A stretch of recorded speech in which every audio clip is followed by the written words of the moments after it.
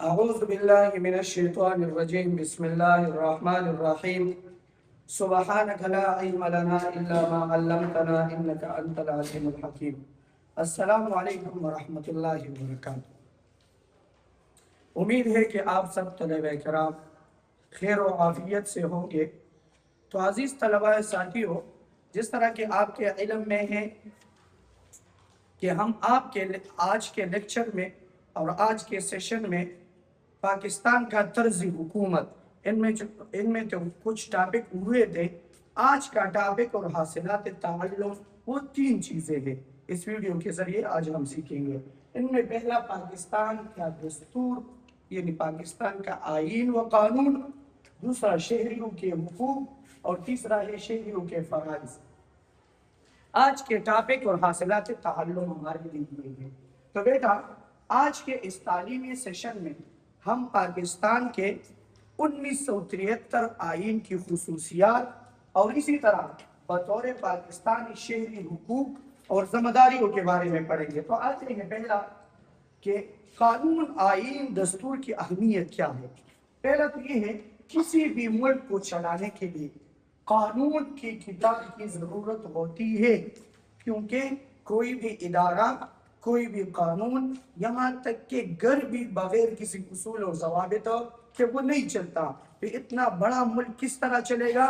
تو لہٰذا اس لیے کسی بھی ملک کے چلانے کے لیے اور اس کے نظام کو بہتر کرنے کے لیے آئین، قانون اور دستور، اسی طرح اصول و ضوابط کی ضرورت ہوتی ہے۔ تو یہ اس کی اہمیت ہے، جسے ہم دستور بھی کہہ سکتے ہیں۔ آتے ہیں 1973 کے دستور کے اہم خطوط، یعنی 1973 کے آئین دستور کے خصوصیات ہم پڑھیں گے۔ پہلا تو یہ ہے کہ اسلامی جمہوریہ پاکستان، یعنی آئین میں لکھا ہے کہ اس ملک کا نام اسلامی جمہوریہ پاکستان ہے۔ اب تو یہ بظاہر ایک نام نظر آ رہا ہے، لیکن اس کے اندر ایک فلسفہ ہے، وہ یہ ہے کہ پاکستان کا سرکاری مذہب اسلام ہوگا۔ جب اسلامی جمہوریہ پاکستان ہے تو اب ہم پابند ہے کہ اس کا سرکاری مذہب وہ اسلام ٹھہرایا جائے۔ باقی اس کے اندر تو اقلیت ہوں گے، تو اس کے بارے میں بھی ہم بحث کریں گے، لیکن ہمارا آئین اور قانون وہ اسلام، قرآن و احادیث کے مطابق ہوگا، اس کے برخلاف نہیں ہوگا۔ تو پاکستان کا سرکاری مذہب اسلام ہوگا، اور دوسرا پاکستان اور حاکمیت اعلیٰ اللہ تعالیٰ کے پاس ہوگی۔ یعنی کوئی بھی قانون، کوئی بھی دستور، کوئی بھی آئینی شکل اس طرح نہ بنایا جائے گا جو اللہ اور اس کے رسول صلی اللہ علیہ وسلم کے احکامات، فرمودات، قرآن اور حدیث کے مخالف ہو۔ تو لہٰذا پاکستان اسلامی جمہوریہ پاکستان ہے، پاکستان کا سرکاری مذہب اسلام ہے، اور اسی طرح حاکمیت اعلیٰ اللہ تعالیٰ کے پاس ہے۔ دوسرا ہے وفاقی نظام۔ پاکستان 4 صوبے، اسی طرح اس کے ساتھ ملحقہ علاقے پر مشتمل یہ وفاق کے تحت ہوں گے۔ سمجھے یہ بات؟ مشتمل ایک وفاق ہے جس کے لیے کیا ہوگی؟ مرکزی ایک حکومت ہوگی، مثلا صوبوں میں الگ حکومت ہوگی، جس طرح خیبر پختونخوا میں حکومت ہے، صوبہ پنجاب میں حکومت ہے، اسی طرح بلوچستان میں حکومت ہے، سندھ میں حکومت ہے۔ تو یہ تو صحیح صوبوں کے اعتبار سے ہے، لیکن اس کے لیے ایک مرکزی حکومت ہے جسے ہم وفاق کا نام دیتے ہیں۔ تو یہ تمام تر جتنے صوبوں کے اعتبار سے، علاقوں کے اعتبار سے صوبائی یا علاقائی حکومتیں ہوتی ہے، وہ تمام تر وفاق کے تحت ہوں گے۔ اب دوسرا تحریری دستور۔ پاکستان کا آئین اور قانون یہ تحریری شکل میں لازمی طور پر موجود ہوگا، اور یہ دستور لکھائی اور تحریر دستاویزات میں موجود ہوگی، اور اسی کے مطابق ہر ممبر سے اور ہر نمائندہ سے اس سے عہد دیا جائے گا اور معاہدہ لیا جائے گا۔ تو تحریری دستور بھی موجود ہوگی، یہ پاکستان کے آئین کی خصوصیات میں سے ہے۔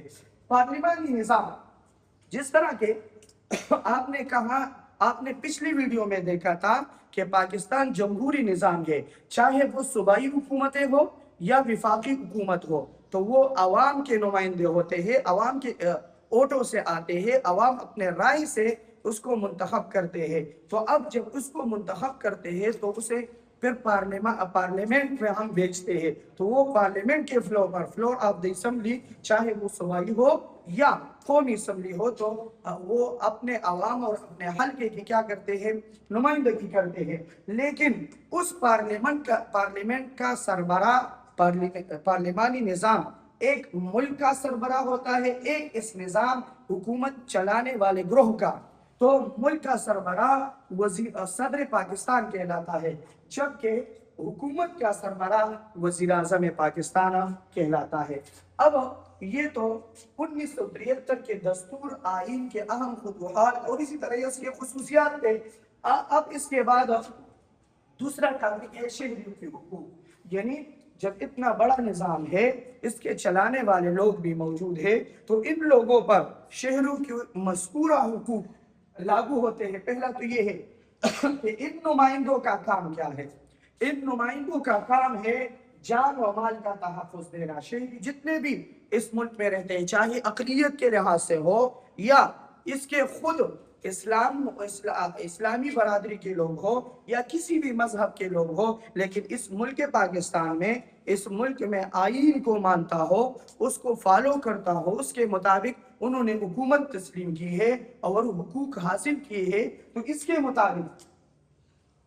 مطابق ملک کے سربراہ اور اسی طرح حکومت پر لازم ہے کہ وہ شہریوں کی جان و مال کا تحفظ کرے۔ اسی طرح دوسرا، تحریری و تقریری آزادی، کسی بھی شہری کو یہ آزادی حاصل ہے کہ وہ آئین اور قانون کے دائرے کے اندر اپنے رائے کا اظہار کرے، چاہے لکھائی کتابت کی صورت میں ہو، قلم کی صورت میں ہو یا تقریر کی شکل میں ہو، زبان کے ذریعے ایک رائے کا اظہار کرے تو انہیں مکمل آزادی ہوگی، لیکن جب وہ آئین اور قانون کے تحت ہو، اس کے برخلاف ہو نہ ہو۔ اسی طرح تعلیم کا حق، ہر کسی کو یہ حق حاصل ہے کہ وہ تعلیم حاصل کرنے کے خصوص 16 سال تک بچے ہو یا بچیاں، اس کو مفت تعلیم دیا جائے گا۔ اسی طرح مذہبی آزادی، تو قرآن میں بھی اللہ جل شانہ نے فرمایا ہے کہ کسی پر بھی اکراہ فی الدین نہیں ہے، یعنی پہلا تو یہ ہے کہ اسلام کی حقانیت و برحق ہے، لیکن کسی کو مجبور نہیں کیا جائے گا کسی بھی مذہب کے لیے، تو ہر کسی کو مذہبی آزادی حاصل ہے۔ اسی طرح پانچواں مساوات، تو مساوات یہ ہے شہریوں کی بنیادی حقوق میں سے کہ ہر کوئی چاہے بڑا ہو یا بڑا نہ ہو، مثلا حکومت ہو یا حکومت کے علاوہ ہو، جتنے بھی شہری ہے تو وہ آئین اور قانون کے نظر میں سب برابر ہوں گے۔ اس طرح نہیں ہے کہ ظلم والا قانون چلے گا کہ غریب کے لیے ایک قانون ہو اور اسی طرح وہ جو صاحب ثروت اور صاحب حیثیت ہو اس کے لیے الگ قانون ہو، تو اسی طرح نہیں، قانون کے نظر میں سب کا برابر ہونا، یہ مساوات ہے شہریوں کے حقوق میں سے۔ اب اس حقوق کے بدلے شہریوں پر چند فرائض لازم ہوتے ہیں اور ذمہ داریاں لازم ہوتے ہیں، جس کے لیے ہم نے ٹاپک بنایا تھا شہریوں کے فرائض۔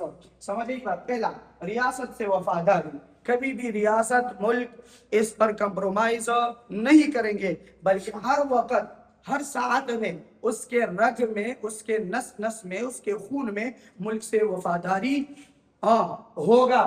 اب دوسرا، قانون کی اطاعت، قانون کی پیروی کرے گا، قانون کی خلاف ورزی نہیں کرے گا۔ اسی طرح ٹیکسوں کی ادائیگی، ووٹ کا درست استعمال اور خدمت خلق، جو ٹیکس سے لازم آتی ہے حکومت کی طرف سے اس کو بروقت ادا کرنا، اسی طرح اپنے ووٹ کا صحیح استعمال کرنا، یعنی اس طرح لوگوں کا چننا جو اس ملک پاکستان ایک خطے کے لیے، مذہب کے لیے اور اسی طرح لوگوں کے تحفظ کے لیے بہتر ہو، بہتر انتخاب ہو، تو اس کے حق میں ووٹ کا استعمال کرنا۔ اور تیسرا ہے خدمت خلق، کہ کسی بھی صورت میں وہ ہمہ وقت، ہر وقت، ہمیشہ کے لیے خدمت خلق ملک پاکستان اور اس کے باشندوں کے لیے، بالخصوص حادثات کے وقت، سیلاب کی صورت میں، زلزلوں کی صورت میں، ہر وقت اپنا خدمت وہ سر انجام دے رہا ہو۔ تو بیٹا خلاصہ یہ نکلا کہ آج کے ٹاپک میں ہم نے پاکستان کے دستور اور آئین کی اہمیت